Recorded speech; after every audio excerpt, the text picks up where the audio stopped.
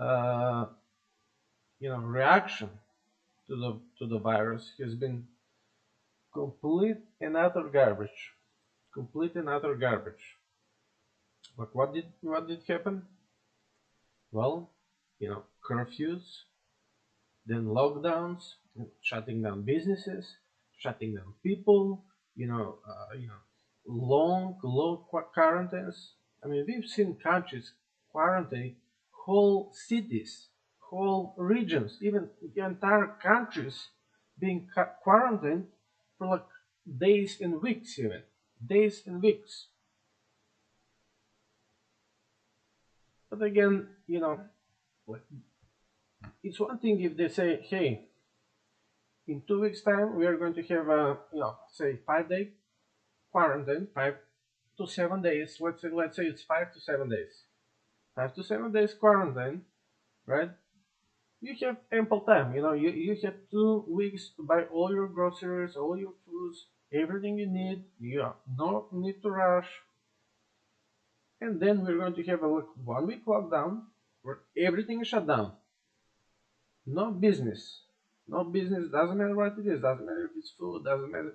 Look, basically, it gets to shut down. I mean, maybe only electricity and water, basically. Electricity and water because, you know, like we cannot survive without water and electricity.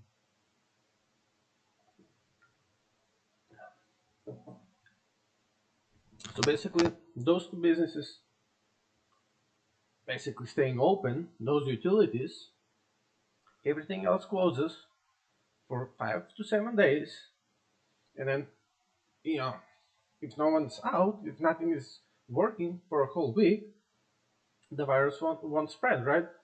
You keep Obviously hospitals have to keep working. That's kind of hospitals, basically hospitals, electricity and water, right? But you know, patients who are not very sick, regardless of illness, stay home. In critical cases, those are in the hospitals, right? And okay, you reduce the spread of the virus, you stop the spread as much as you possibly can. There's no 100%, and anyone who wants to do a 100% stop of the virus, that's not realistic. That's not they're not telling you the truth. They're basically pushing an agenda. But they could have done that, for example, even though even that's bad. But they could have done that and then open up. Okay, we stopped the spread. You know, we did as much as possible. No one was working, no one was going anywhere, no one was spreading the virus. And so let's see how things develop from there. We encourage you to social distance, we encourage you to wear masks, but they didn't have to require masks, they didn't have to require social distancing. And again, what they did was basically pick and choose winners and losers. So even big corporations like Amazon factories, they were allowed to operate, but small business like barber shops, literally small barber shops with like no more than like 3 people at the time there, 3 or 4 people, they were shut down. They were shut down. Hair salons, shoe polishers. I mean, tattoo artists. But there's like 3 to 4 people in these small shops, right? But big corporations, some of them, they were allowed to operate. So right there, I mean, why did Amazon post record, profits in 2020? Why did a lot of this? Why did Google? Why did all of these online tech companies basically posted record profits? But pretty much all of them, or most of them, were allowed to operate, while small businesses, and even medium-sized businesses, they were closed down. Why? Because, well, I mean, they didn't pay, their governments. They don't have the money, they don't have the power. They're not as important, to the political class. So they were shut down. And in fact, what they did, for example, with some of the lockdowns, quarantines, they actually made the situation worse. For example, here in Macedonia, where I live, they basically imposed a lockdown or a curfew, if you will, at literally at 3 o'clock, like in the middle of the day. So if you were going to work at 7 o'clock in the morning and then return home at 3 o'clock, you literally have not time to you, you don't have time to do anything. You go to work and you come home and that's it. You cannot even go out and buy groceries because every store, every bank, everything was closed at 3 o'clock. And that's not to mention some of the businesses basically being shut down. Like period. I mean, dance, clubs, dance sessions, fitness clubs. I mean, gyms. I mean, you name it. Bars, nightclubs. They're all shut down. And then you have also a curfew at 3 o'clock, like literally in the day. And then on the weekends, you have complete lockdowns that last for days, 2 or 3 days.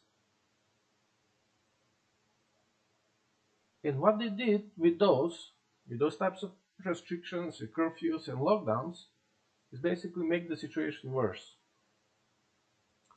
How and why? Well, I mean, everyone who wanted to purchase stuff, they were rushed from work, and they in the last hour between 2 and 3, they will all rush in. So instead of there being, I don't know, maybe 15 people, 10, 15 people at the store, there were literally 50 people at the store. 50 people at the store, 50 people at the bank, 50 people at the barber shop, 50 people at the everywhere. So all of the business that people had to do, all of the shopping they had to do, they were doing it in this like last hours, basically rush hour before everything is closed down. So basically, if you want to spread COVID, you literally create basically, you basically shoehorn people into basically purchasing everything and doing all of their stuff within an hour or two. So if everything works throughout the day, you have everything is spread out, right? You have maybe 5, 10, 15, 20 people at the store, 30 people at the store, right? But now you funnel everything into like a few hours, when people get out of work and they all rush in to buy all of their stuff and to go to the bank, get money, whatever. They all go in the same time instead of having 10, maybe 15, 20 people at a time. Now there's literally 50, 60, 70, even hundreds of people all at the same time. So tell me if that doesn't actually spread the virus more. And again, then it comes the last day before complete lockdowns, complete curfew, complete quarantine. And then again, those who were at work, those who were not able to buy stuff, basically food, supplies, basic stuff, they all rushed in the last hour to prepare for 3 days of quarantine, complete 24 hours for actually 48 hours of lockdown, of quarantine.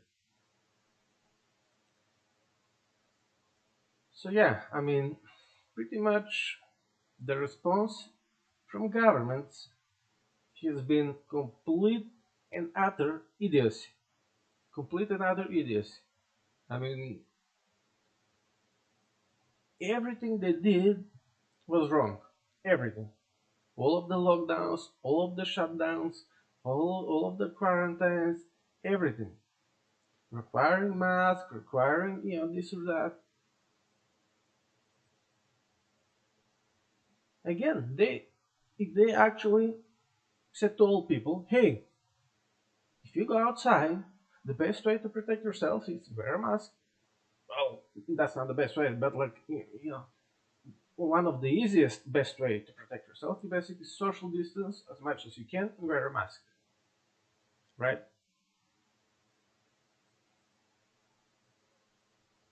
And basically put elderly people at the as the primary health recipients. So they get sick, they get preferential treatment over someone who is maybe 20 years of age, who the virus doesn't affect as much as dangerous statistically speaking, right? Statistically speaking, those who are affected in the worst way from COVID-19 are the elderly, 55, 60, even basically probably like more like 60 plus. 60 plus, that's kind of the danger zone. But even then, like if you're a healthy 60-year-old and you have you know, healthy immune system, you're a healthy 60-year-old with no underlying conditions, the chances of you developing serious illness from COVID-19 is statistically small, like about 2 to 3%. Again, if you have an underlying condition, that's where things get dicey. So of course you have to be careful. But if it actually encouraged young people, well, not encouraged to go out and get the virus, but like to, to live their normal lives, and they get got infected. I mean, again, you would hey, young people go outside, do everything you do normally, just don't visit your grandma, right?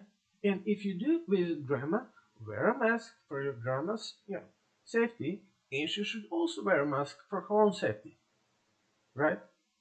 And try to stay keep a distance, at least a meter, preferably two, from your own granny so that she doesn't get infected. And that's how you treat COVID, right?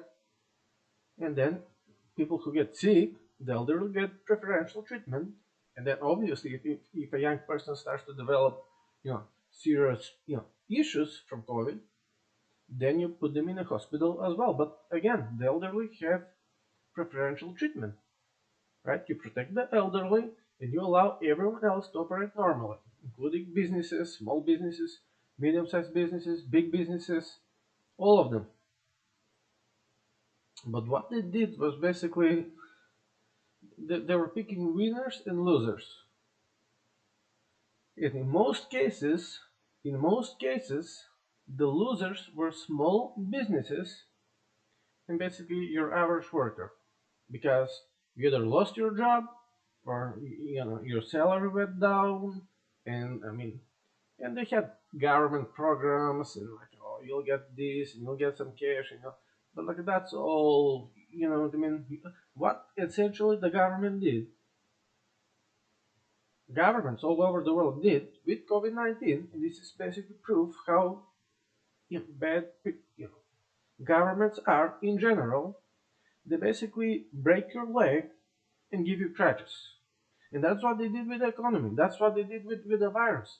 They basically ruined their own economies. Every single country, every single government ruined their own economies and then basically gave stimulus checks. They shut down the economy, they shut down businesses, they get people fired, they get people what I mean, with lower salaries, and then they give you stimulus checks. And usually it's like basically they give you crutches. They break your leg, right? They shut down your business, they get you fired, and then they give you crutches, which are the stimulus checks. And then you're supposed to thank them for the stimulus checks. And mind you, a lot of these stimulus checks, and not everyone receives stimulus checks. Not every government gives stimulus checks. A lot of governments gave like so-called stimulus checks, but they were like to so few people that pretty much no one got them. No one got them. And then there's the abuse.